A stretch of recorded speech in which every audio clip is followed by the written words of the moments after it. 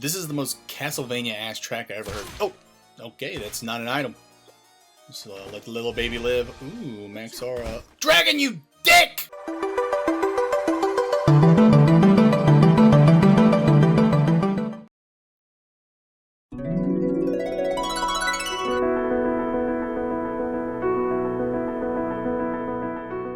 In a galaxy ruled by an evil empire, an oppressed planet named Windaria calls itself home to the nomadic Kalen tribe. But this isn't your normal clan of nomads, for this tribe has, for generations, been tasked as keepers of the Timespinner, an ancient artifact of unknown origin with the incredible power to allow its users to travel through time and space. Enter Lunaeus, the chosen time messenger responsible for keeping such a strong device out of evil's wicked grasp. Unfortunately, Kalen's latest time messenger gets tested when she receives one of the worst possible gifts on her 20th birthday, a visit from the evil emperor himself, Nuvius. With her mother's help, Lunaeus leaps into the Timespinner to travel back in time to warn her clan of this night, but the emperor interferes. He slays Lunaeus' mother before destroying the Timespinner, scattering its pieces and Lunaeus across time and space. Timespinner is an interesting game, and I use the word interesting very deliberately because I don't want to pass judgment on it, labeling it as good or bad or anything in between. At least, not yet, because there's a lot to talk about and critique. Superficially, I'd be insane to argue it's a bad game. The sprite work and music have absolutely no reason to be as fantastic as they are. But once you dig deeper into the game, that's when things become a little dicey. Yet, despite its shortcomings, which we will definitely explore in this video, there's just something about Timespinner that makes it the video game equivalent of a page turner. It's complicated, so let's just dive in. I've been wanting to talk about Timespinner for a long time, and I'm hoping, through the process of creating this video, and with the help of you all watching, I'll finally be able to answer some questions that have been living rent-free in my head for the past few years. Let's go! Combat in Timespinner is pretty good. Lunaeus has these orbs, orbiting her that she flings at enemies in front of her, and only in front of her. Seems she went to the Simon Belmont and Mega Man remedial school of attacking. I always hate when standard attacks are this limited, but it's not really that big a deal because Lunaeus has options and she's so agile. Jumping has a satisfying weight to it where holding the button sends Lunaeus higher and releasing it instantly drops her. Feels great and works great. As for her attacking options, she has her orbs and necklace. Orbs can be equipped in both hands and can be mixed and matched to your desire. One orb can fly at an enemy while the other turns into a sword and strikes at an overhead arc. I don't know why they let you mix and match the orbs. Maybe there's a weird meta I don't know about where using two different orbs increases DPS or adds hidden abilities or attacks, but I never came across anything like that. And that feels like a missed opportunity. I just kept things simple and doubled up on my orbs. Necklaces are much more interesting. Equipping these gives you magic spells that consume aura, the game's MP, that range from firing a Hadouken to summoning a sword that literally slices half of the screen. Spells were fun to experiment with, but I never really found anything better than that huge sword. Plus, the game incentivizes you to stick with the same stuff by giving your orbs and necklaces a leveling system based on EXP and usage. But more on that later. The only reason you'd want to switch out orbs and necklaces is for their elemental affinities so you could exploit enemy weaknesses, to which I said, nope. That's just too much work for combat that's this damn easy, despite the fact that the game lets you create 3 equipment builds that you can switch on the fly. That's right, this game's so easy that pressing a button isn't worth it. Why would I waste all that time and effort clicking the bumper when I can just tank and spank everything? Work smarter, not harder, people. Seriously, the bosses in this game are complete clowns. They look great, but lack any semblance of a challenge. And you'll soon find this motif of looking pretty but not actually being substantial to be a recurring one, trust me. The bosses were so easy that I completely forgot the game had a time-stopping mechanic. Oh crap, I forgot again. Let me just use my Timespinner, aka my superpowers of editing, to reinsert that little fact now. The bosses were so easy that I didn't even have to use the game's supremely helpful time-stopping mechanic. Ha! Nailed it. And none will be the wiser. Stopping time requires sand, represented by an hourglass in the top left, and using this freezes everything in sepia tone. You can freeze time to evade some of the boss's tougher to dodge moves, which I totally did, of course, and to freeze enemies in place. You can't hurt anything while time's frozen, but you can use frozen enemies as platforms, which is really neat. Honestly, I don't know how to feel about the time stop technique. In theory, it's awesome. In practice, maybe it's awesome? I don't know, because every encounter and threat in this game is so non-threatening, I never felt the need to use it. I only used it a few times when I was required to freeze an enemy to get to an out-of-reach area. These moments always led to me feeling stupid because it'd take me forever to remember I even had the move. This raises the question, was I stupid, or did the game not implement its own mechanic correctly? A little from column A, a little from column B. I can't fault Timespinner completely for my forgetfulness, but that does kinda say a lot about the mechanic being mostly useless. I can see the argument that not requiring the skill to be mastered so you can beat the game is a good thing because the game isn't relying on the gimmick as a crutch, nor is the game one note, but I beg to differ. By and large, the game would be far more engaging if the bosses had some teeth and forced you to utilize every tool in your utility belt. Bosses don't have to be insanely difficult, just dangerous enough so you'd actually feel it necessary to freeze time or backdash away from their attacks. Oh yeah, there's backdashing in this game. Forgot about that too. Anyway, back to suggesting how to make time freezing relevant in the time manipulation game. Maybe bosses move so fast, you have to stop time to evade. Or somehow implement the platforming aspect of time freezing into the fight. I don't know, freaking do something. Make it so you can only attack the boss from behind, so you have to freeze time, get behind them, then unfreeze time, and wail on them. There's so much you can do with this mechanic, and it's baffling that the devs chose to do none of them. Oh well, at least old Timespinner's bosses look pretty. Aside from freezing time, the other traversal abilities Luneus obtains that open up the map are your Metroidvania staples. I'm talking double jumping, swimming, dashing, and super jumping.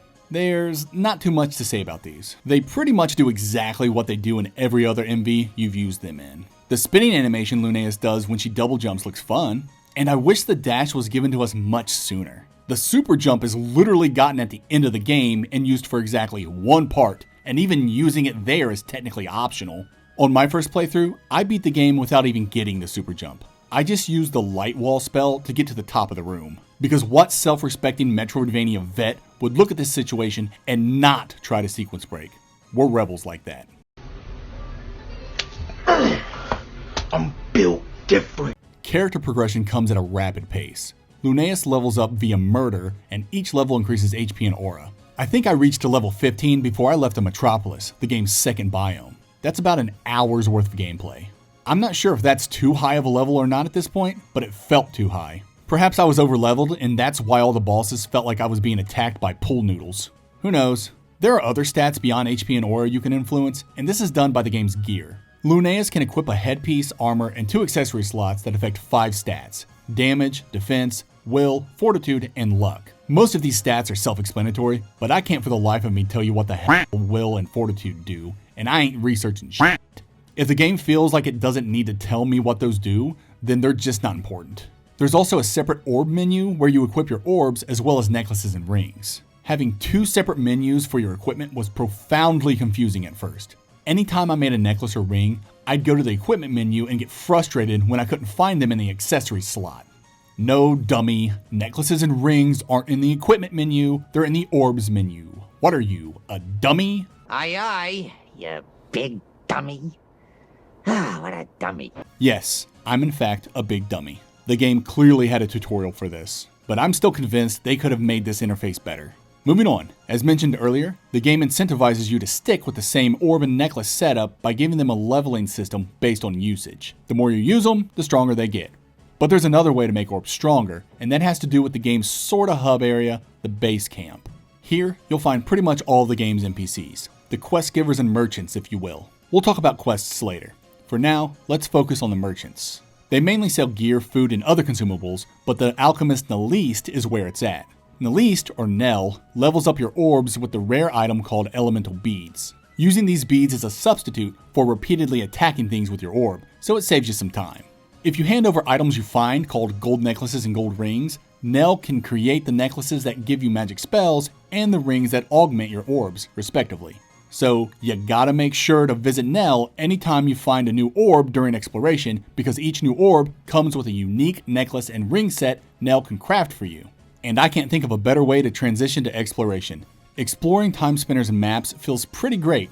And yes, I said maps because this is a time travel game where you jump from the present to the past, so naturally each time period gets its own map.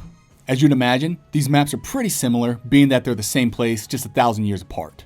You'd think exploring the same place essentially twice would get really boring, but it surprisingly doesn't.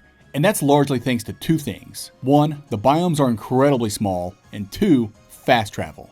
You don't start with fast travel, but you get it pretty early. It's basically a warp room system, and the warp rooms are all over the place and connect to both time periods. So if you want to go from one end of the map to the other while also traveling from the past to the present, you totally can. It's such a well-made and convenient system for such a small map, it almost feels gratuitous. The biomes, though small, are mighty, and I'm not just referring to their gorgeousness. Though you can blaze right through them if you want, it's in your best interest to stay a while and look around. Each area has all kinds of things to discover, like HP and aura ups, gear, orbs, and materials to create necklaces and rings, and to level up your orbs. But if you're real lucky, you might find yourself a familiar. I'm half joking. You can go the whole game without these stupid things. Without explanation, Luneus meets a tiny dragon familiar during the critical path, and she just immediately trusts it and lets it follow her. It's kinda dumb, but it works out because, like the rest of the familiars, the dragon's completely worthless and couldn't hurt Luneus if it tried. Every so often a familiar might attack something, but they hit as hard as a wet fart. They level up, but I'm not quite sure at what rate. I was level 58 upon completing the game, and my dragon familiar, who I used exclusively for the entire game, was only like level 19. And she never didn't suck. But I'm an absolute sucker for little flying companions, so I loved her regardless. Apparently a second player can control the familiar, but I didn't have any friends I hated enough to subject to this. When all's said and done, exploration's actually quite fun in Timespinner. There's not only a lot of things to discover in the relatively tiny space, but the game hooks you early with the always tantalizing bevy of locked doors. These access doors require keycards, and finding new keycards was always a thrill because it meant I finally got to see what was behind those doors. A simple yet effective motivation hack. My one critique about the map is it's essentially a long, boring line. It doesn't loop onto itself except for exactly one instance with an elevator shaft in the past, and there are no shortcuts, except for exactly one area in the metropolis when you get the B access card that links two areas in the present. This makes for an overall uninteresting world. In MVs, the world needs to feel real because it's basically a character in the story.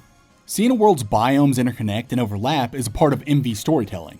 Being able to recontextualize that world is vital for immersion, and this can be done in many ways. Adding new traversal options to alter how players interact with the world is the most common method of recontextualization. Other common methods include changing how players perceive the world through biome layouts or changing the world itself through in-game events. Timespinner's long straight map doesn't help with immersion as each biome feels isolated from the rest, but hey, at least all of Timespinner's biomes look pretty. Continuing with immersion. The game actually does attempt to recontextualize the world by changing the biomes through in-game events. And this is where the game loses me. This could be a hot take, but Timespinner might be the worst time travel game of all time. That may be hyperbole, but regardless, even if it's not the worst time travel game, it's definitely close. Before I go off on this, I want to preface by saying I'm not the smartest man in the entire world. If by chance I misrepresent something or get something wrong, let me know in the comments because I genuinely want to understand this game. Okay, first off, for a game about time travel, Luneus mechanically doesn't do much to alter time. Narratively she does, and I'll get to that, but mechanically, meaning what the player can actually do to alter time through player agency, it's stupidly limited. I can think of exactly one mechanical example where you can manipulate the present by doing something in the past, and that's burning these vines in a couple of areas. Burning these vines in the past stops them from becoming thick trees in the present, allowing access to treasure chests. It's an awesome concept, but the concept ends there. That's literally the only mechanical time-altering shenanigans the player has any agency in. That's a crime in a time travel game. Take Chrono Trigger. That has many examples of how you can use time hopping to do cool things. You can open chests in the past and then reopen them in the future to get better items. You can give a character jerky so their descendants learn the value of charity and aren't dicks later so you can complete a side quest. You can leave Robo to plant seeds in a past desert and then meet up with him in the present to find he's created a lush forest. And the list goes on. In Timespinner, you do none of that. You burn a couple vines and that's it. I get that these are two different games with different scopes, teams, and budgets. But if Timespinner wants to be a game about time travel, then why not let me, the player, have some fun with altering time? Why leave all that exclusively for the narrative? And oh boy, let's go. Narrative time. I've been waiting for this part because Timespinner's narrative is, for lack of a better term, a f***ing mess. I seriously can't make sense of a lot of vital things that happen in this game, and I'm not talking about lore or plot. Those are actually pretty easy to follow if you read all the things, but we'll get to the narrative's delivery here in a sec. When I say the narrative's a mess, I'm referring to how the world gets recontextualized through in-game events, and specifically, I'm referring to this barrier. This is where I need you all to come rescue me in the comments because I need someone to explain these barriers to me. They make zero sense. Let me lay it all out for you. This barrier blocks the entrance to the game's final areas and consists of 3 lasers. Naturally, to get through this barrier, you'll need to deactivate these lasers. How do you deactivate the lasers? I don't frickin' know, and the game doesn't frickin' tell you. But I'll frickin' tell you because I've played through this game 4 times now and have documented what deactivates these lasers. Each laser gets deactivated when you do something to alter the timeline. See, this is exactly why I made a clear delineation between mechanical, agency-based time altering and narrative-based time altering. Because the game has plenty of the latter, even if it is nonsensical.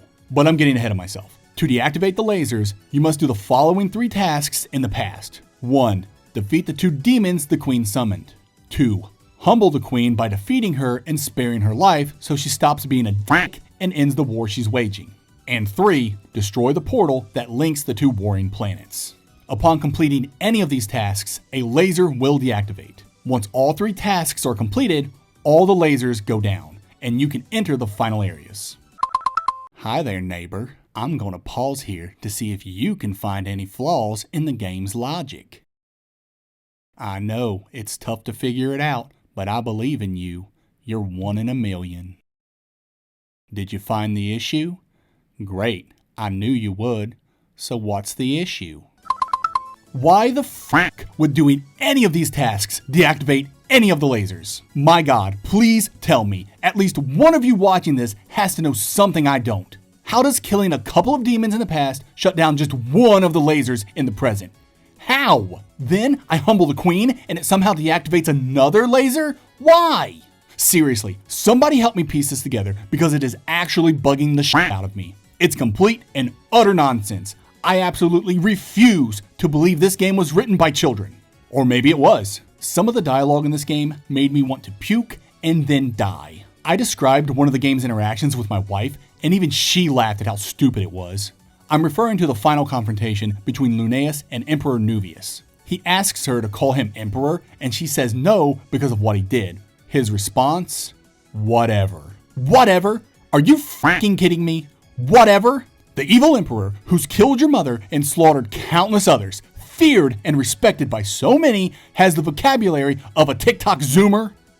And that's not even the worst. It's time we talk about the characters at the base camp. There are 5 of them, and they're mostly fine except for Sakis. This guy produces industrial strength cringe whenever he opens his mouth. He's exactly why I said this game might have been written by a child, because everything he says is a double entendre, and not even a clever one. Even his quest names are just dumb sex jokes. I never wanted to talk to this guy because it felt like sexual harassment. In fact, I really didn't enjoy these characters that much at all. I watched and read a bunch of reviews for this game after beating it, and the general consensus was that people liked these characters. I don't know, I just felt they were super juvenile. There's a war going on between 2 worlds with the future and reality itself at stake, and all these characters get distracted by sex and who has a crush on whom. This is a very horny cast. Lunaeus even gets distracted by regular monsters and bosses. All the overt sex talk and innuendos just felt awkward and unnecessary, which in turn made the cast insufferable. Maybe people like characters being perverted, sex-obsessed dorks, but with all the rib-poking, flirting, and outright discussions about sleeping around, it just didn't feel appropriate for the game's tone and situation. Alright, let's talk about the elephant in the room, the campfire scene. Why are you gay? Who says I'm gay? You are gay. This scene's pretty divisive among Timespinner players. Some say it's a good scene with great characterization, while others say it's a bad scene and shouldn't be in the game. This scene plays out after you've completed every side quest, and it involves the characters talking about their sexualities. Objectively, this scene sucks. You could cut this entire scene and nothing would change because it doesn't add anything. Players already know the characters are gay by this point because every character in this game is gay or queer. And if not every character, then at least 90% of them. Personally, I don't give a shit about sexuality, so this scene just dragged because it doesn't reveal anything about the plot or the characters that we didn't already know. It's solely there just so these characters can tell you who they sleep with. I guess this might have been interesting back when I was in high school or something, back when sex was actually a big deal because it was always on my mind. Nowadays, if I was actually there during this conversation, I'd just get up and leave and, I don't know, go f***ing walk off a cliff or something. Anything that didn't involve me listening to this guy talk about the people he's banging. This scene just comes across as juvenile and largely uninteresting and feels like a hostage situation because you can't skip this scene, even though it is optional. I almost didn't give Nell the galaxy egg that finishes the last side quest because I didn't want to be forced into this scene. It really is that obnoxious and superfluous, mostly because it doesn't feel natural. The side quest where you help the two gay guys go on a date, that fit naturally into the story because there was build up to it and you actually got to play the video game and fight stuff. That's not to say the campfire scene isn't completely pointless. Lunaeus and Nell do make their relationship official, and Nell gives you an accessory that increases orb experience gained. So at least you won't be empty-handed after surviving boring old gay camp. Another critique I have with the narrative is the assigned reading. This game has a ton of lore and exposition relegated to its menus. Letters and notes you find, downloaded files from computers, and ethereal memories from your mother.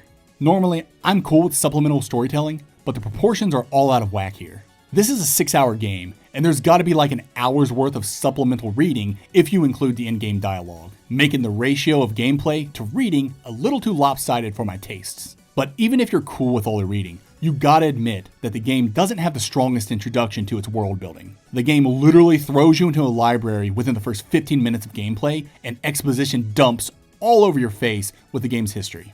It's just not the best way to get things rolling.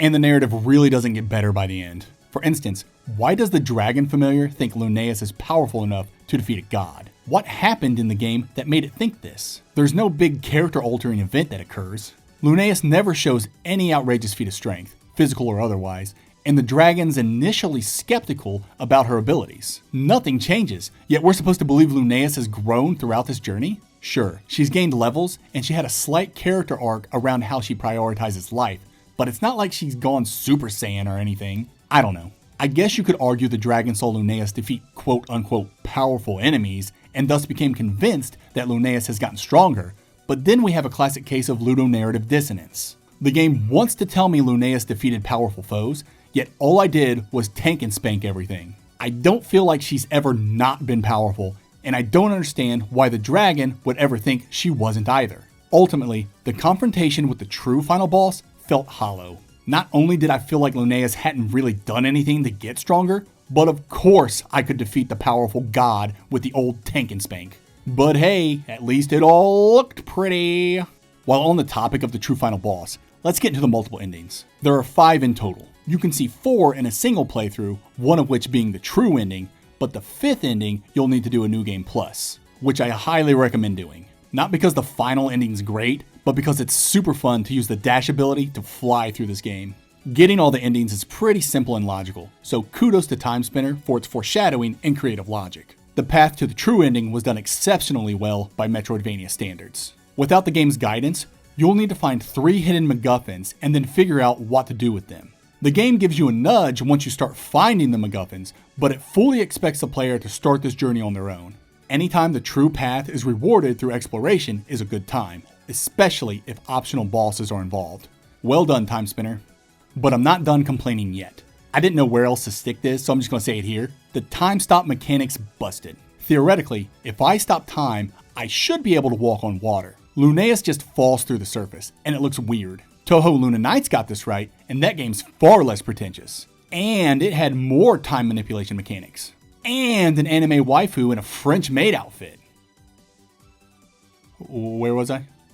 Oh yeah, Timespinner.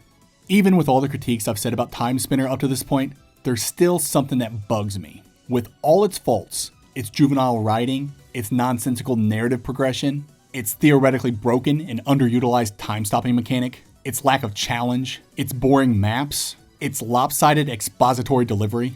Even with all those faults, I still love this game. I've beaten it 4 times and enjoy it every single time. But why is that? I'd say Timespinner owes its success to 3 factors. Factor number 1. There's no 2 ways about it. This game is beautiful. Timespinner is what you'd get if Squaresoft made a Metroidvania in the 90s, and I am absolutely here for it. The pixel and sprite work on display is just phenomenal, and the music, equally as phenomenal. It could be my nostalgia, but I'm in love with this game's presentation, and I'm certain many other gamers are too. Factor number 2. This game's fast. And I don't just mean when you unlock the dash. The game's progression, both narratively and gameplay-wise, moves at a consistently quick clip where you always feel like you're doing something, either by advancing the plot, by completing side quests, or just by interacting with the world through combat and exploration. And because this game's so short, the devs really don't mess around. Every moment spent outside of dialogue or supplemental reading feels highly focused and refined. Side quests are quick, biomes are small, fast travel makes backtracking a breeze, combat encounters are quick and fun. Outside of its text-heavy moments, Timespinner is a lean experience with little downtime that perpetually dangles a carrot to keep you motivated and playing. And though the game can be so lean to a fault, i.e. lacking any fanfare or guidance to certain narrative triggers, its leanness is ultimately a net positive. This game really is hard to put down once you get started, especially after you've read all the supplemental reading and just skip it all. I bet speedrunners love this game. And our final factor is factor number 3, world building. I know I've shit all over this game's narrative, but that doesn't mean there isn't stuff in here I don't like. The premise is cool. An evil space empire fighting a magical clan of warriors? Who doesn't love Star Wars? But of course, Timespinner is more than that. There's the whole time travel aspect, a revenge story, and a plot involving gods manipulating events from the shadows. Top all this off with warring planets with their own motivations and histories, a mysterious disease, human experimentation, and demon summoning, and you can color me intrigued, boys. This plot goes everywhere. And though I wish the game had spent more time with certain aspects, such as the demons, I liked everywhere it went.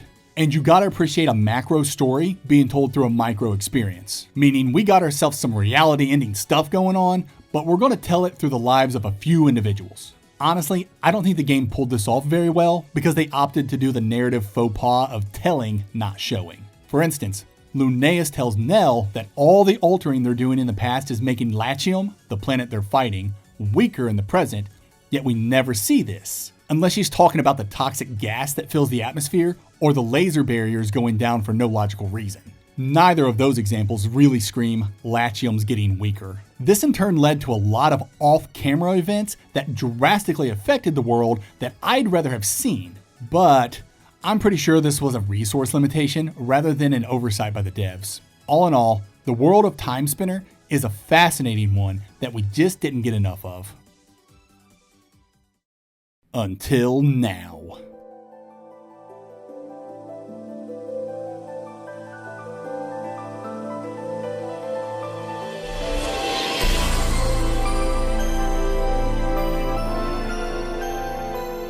The sequel's trailer recently dropped, and I'm excited to see where the devs take this fascinating world. The sequel's obviously gorgeous, but let's hope they spend a little more time on the things the original Timespinner lacked. With better writing, more logical narrative progression, and a focus on expanding the time travel concept, Unwoven Dream could have the potential to be one of the great Metroidvanias.